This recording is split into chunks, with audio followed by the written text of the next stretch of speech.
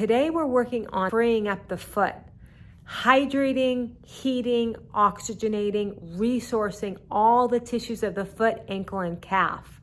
When you do that, the bones of the foot can sit more easily and more harmoniously with more balance. That's going to allow the possibilities for neuromas to heal.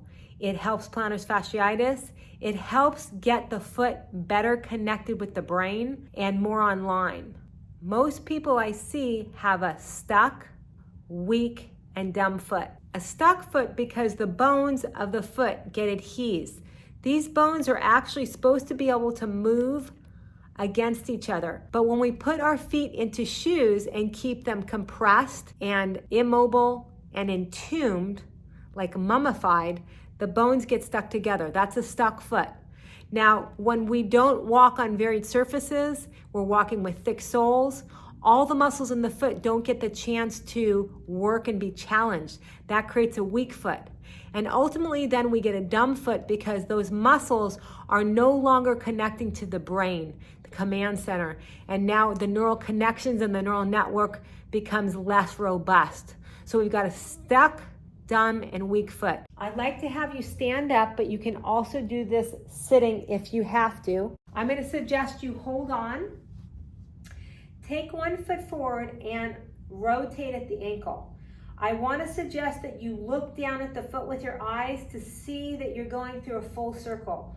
A lot of times when I see people doing this is they don't have a circle that's symmetrical. It gets sort of jagged, it's missing pieces. So look down at that foot and make sure it's going through the full circle. Change directions. We're doing about 5 reps a piece. Now with some people, what you're gonna see is that they move their whole hip.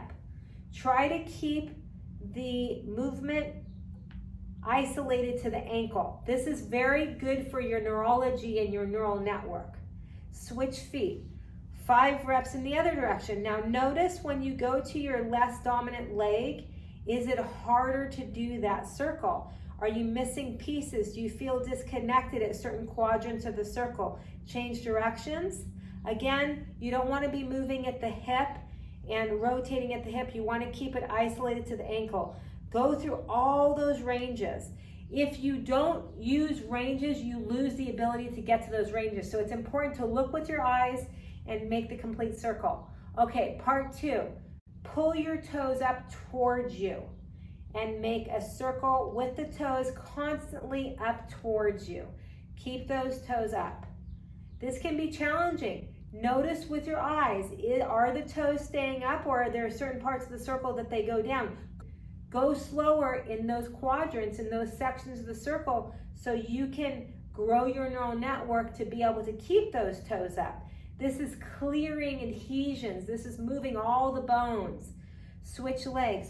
Pull the toes up towards you. Spread your toes. Circle. Look at the foot with your eyes.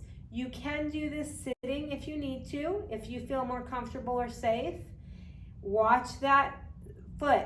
Yeah, are there parts of the circle that you're losing the toes up portion? Okay, part 3. This is the hardest part. Keep the toes pointed down and flex back the whole time.